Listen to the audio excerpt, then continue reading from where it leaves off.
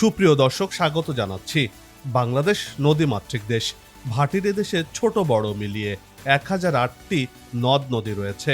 এসব নদীপথের দৈর্ঘ্য 22,000 কিলোমিটার। পদ্মা, মেঘনা, যমুনার মতো বড় বড় নদী উপনদী সমন্বয়ে বিশ্বের অন্যতম বৃহৎ নদী ব্যবস্থা গড়ে উঠেছে এই দেশে। আর এই নদীমালাই বাংলাদেশের গর্ব। বলা হয়ে থাকে এদেশের নদী যেন জীবন। আর তাই এই অঞ্চলের মানুষের সাথে নদী অতপ্রতভাবে মিলেমিশে রয়েছে।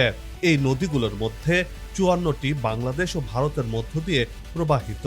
আন্তঃসীমান্ত এই নদীগুলোর মধ্যে তিস্তা একটি অন্যতম নদী।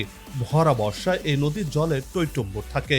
সেই জল আর স্রোত কখনো কখনো মানুষের সুখ শান্তি বসত ভিটা কেড়ে নেয়, আবার খরা মৌসুমে পানির অভাবে চাষ বন্ধ হয়ে যায়।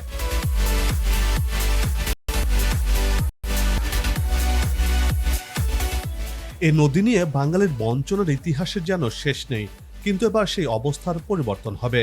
ভারতের গজলডোবা এবং অন্যান্য ব্যারেজ নির্মাণের ফলে বাংলাদেশ কতটা ক্ষতিগ্রস্ত হচ্ছে, তিস্তা নদী ঘিরে বাংলাদেশের মহাপরিকল্পনায় কি কি থাকছে, বর্তমান অন্তর্বর্তী সরকার এ চুক্তির বিষয়ে কি বলছে,